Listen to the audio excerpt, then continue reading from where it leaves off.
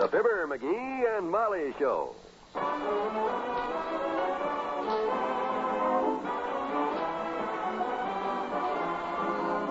Every weekday at this time, NBC brings you Fibber, MCGee, and Molly, transcribed. The show is written by Phil Leslie and Ralph Goodman and directed by Max Hutton.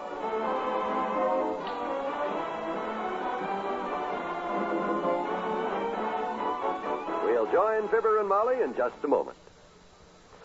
Any of you folks take stock in that old expression that no news is good news? I don't think there are many people who do. No news is definitely not good news, especially for anyone who's ever been away from home. There are some people who have been suddenly called away from home and loved ones at one time or another, and those people know from experience that there's nothing quite as important during those days of separation as mail. Any man or woman in the armed services will tell you the only call that takes precedence over mess call is mail call. And believe me, when a letter from home is more important to a hungry GI than food, you know that it means something. The action, the strain, the anxieties of war can keep the soldier's mind occupied, but when the letdown comes, the time to relax, that's when morale needs a shot in the arm. Keep those letters going. Those men and women in the service don't believe that no news is good news.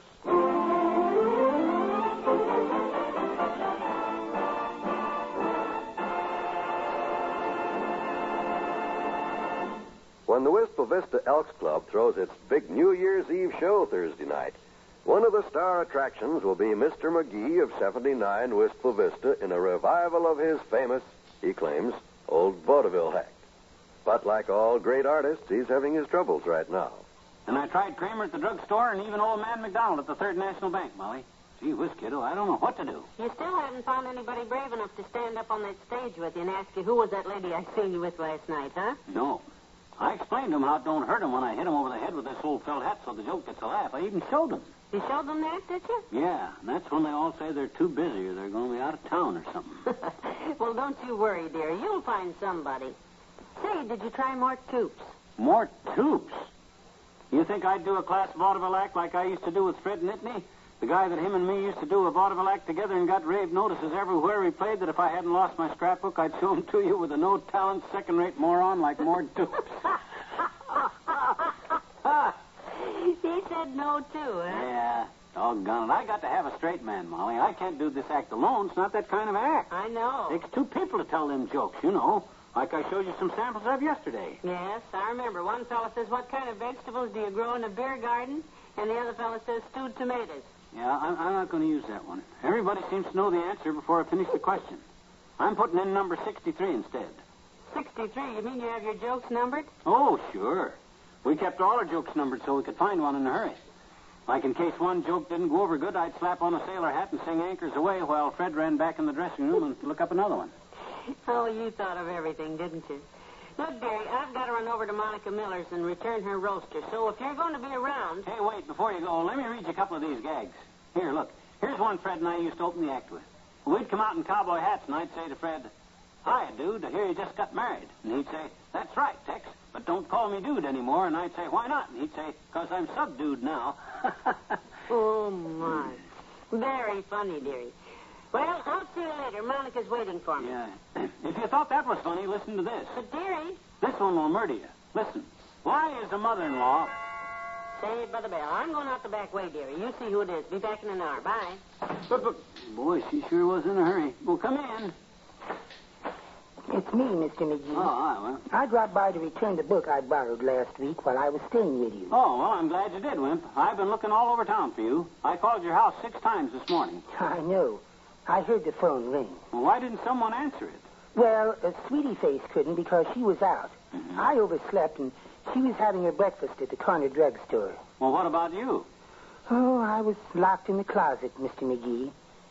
My, your Christmas tree is lovely. Yeah. Look, Wimp, you probably heard about how I'm going to do my old vaudeville act at the Elks Club New Year's Eve party tomorrow night. I guess everybody's talking about it. Oh, indeed they are, Mr. McGee. But don't you care. You do it anyway. It's a free country. Betcha. Are you really going to juggle Indian clubs? Sure. While sitting on the floor? Yep. And play the piano at the same time with your nose? Who said that? Mr. Toops. Ah. He's just sore because I wouldn't let him be in the act with me, that's all. You should have heard him beg and plead with me, Wimp. But I said, I'm sorry, Mort. Get up off your knees, boy. You just ain't got what it takes. My goodness. To be a success in showbiz, Wimp, you got to have charm, personality, and a certain savoir-faire. You know, brass. Oh, I can imagine. So that's why I've been waiting for you, my boy. You ever been in showbiz? Me? Oh, why, goodness, no, I wouldn't know. Showbiz? You got just the personality for my act, boy. All you need is the kind of expert coaching I can give you. We'll go out there tomorrow night and murder him. My, that does sound exciting. What do I have to do? All you got to do is listen and do as you're told. Oh, that's easy. I've been doing that all my married life. Good. We'll go into rehearsal right now. I got all the props and everything right here. Molly will be back in an hour or so, and we can try out the act on her. Ah, showbiz. I've always wanted to... Now, look. Here's your funny hat and your baggy pants. You run in there and put them on. I'll get the record player set, and we'll put the music on.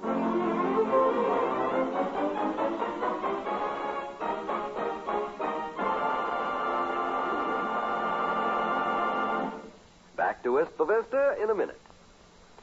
Some drivers like to travel at night because the highways are less crowded than in the daytime. Do you? Well, if so, you're courting danger and should be extra careful. Although far fewer cars travel the roads at night, the death rate per vehicle is 4 times greater at night than in the daytime in proportion to traffic volume. If you must travel at night, use the utmost caution. Most of all, slow down from your normal daytime driving speed. This minimizes the danger of accidents. In fact, 11 states already have taken the added night hazards into account by requiring lower maximum speeds in the hours of darkness. The 2 biggest factors causing an alarming increase in night accidents are bad driving vision and excessive speed. Safety experts say that more than 20 million motorists have bad driving vision at night, whether they realize it or not. About 3 million of these drivers have vision so bad that it renders them dangerous when they drive a car after dark. Avoid driving at night whenever possible, and at all times drive as though our life depends on it. It does.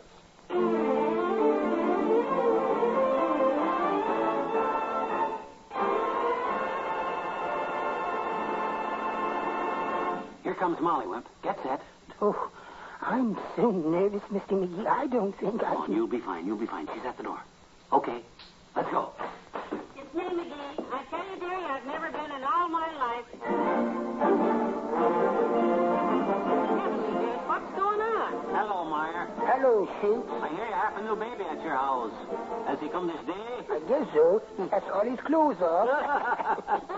Oh, no. Okay, Wimp, the cowboy hats now. I'm Tex and you're Slim.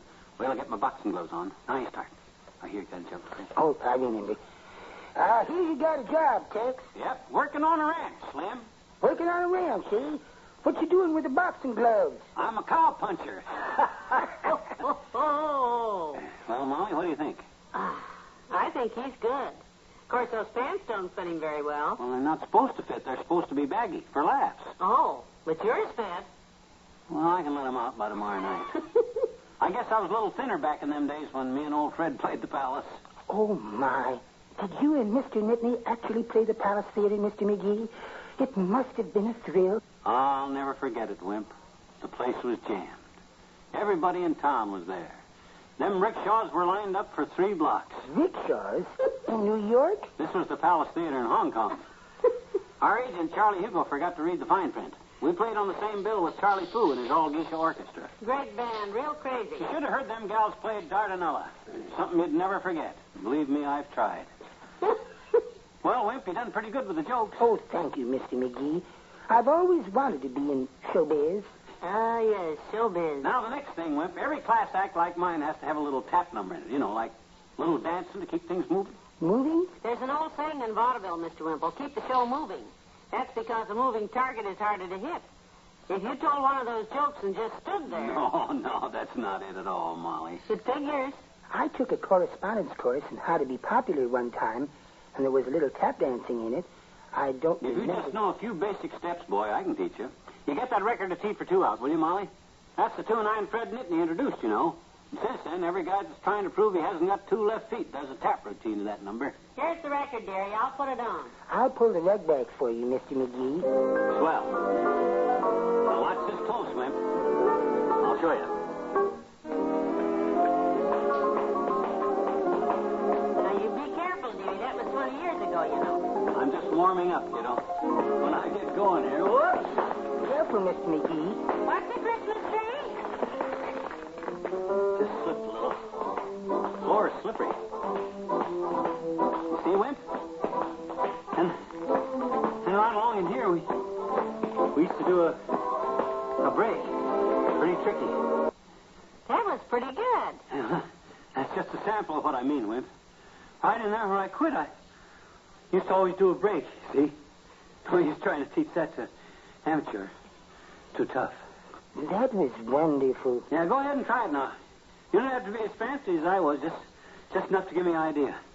Okay, Molly, play the record again. I'll surely try hard. I'd love to join your act and be in showbiz.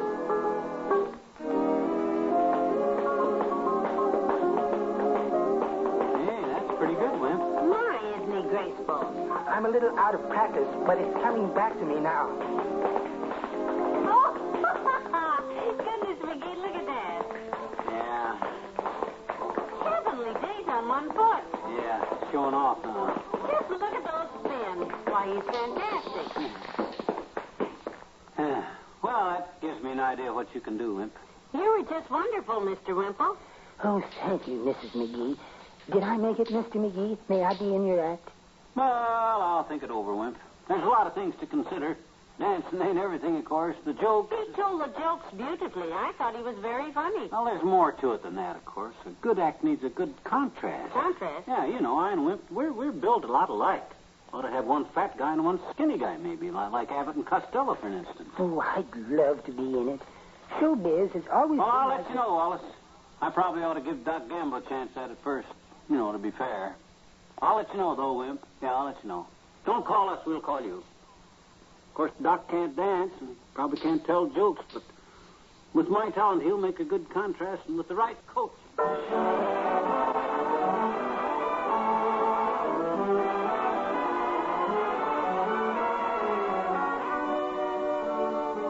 Fibber and Molly will be right back.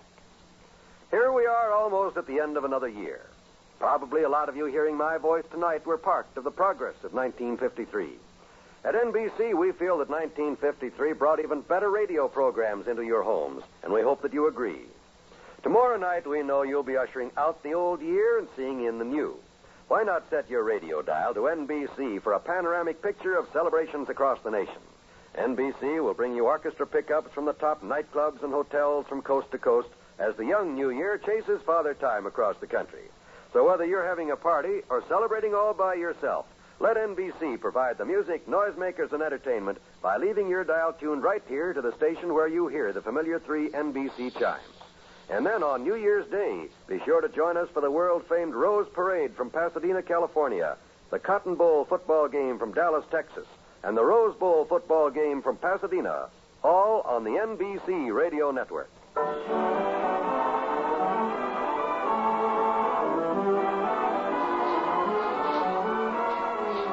Did you talk to Dr. Gamble, McGee? Just on the phone, Molly. He was real excited about it. I'm going over in the morning and show him the act. That won't be a bit too soon to get yourself a partner. The show's tomorrow night, isn't it? Yeah, well, you run on up to bed, Tootsie. I'm going to read through these jokes again. All right.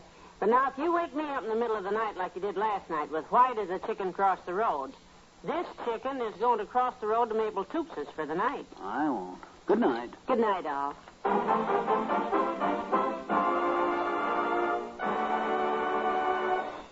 NBC has brought you the Fibber, McGee, and Molly program, transcribed with Bill Thompson as Wallace Wimple. This is John Wald inviting you to be with us again tomorrow night for another visit with Fibber, McGee, and Molly.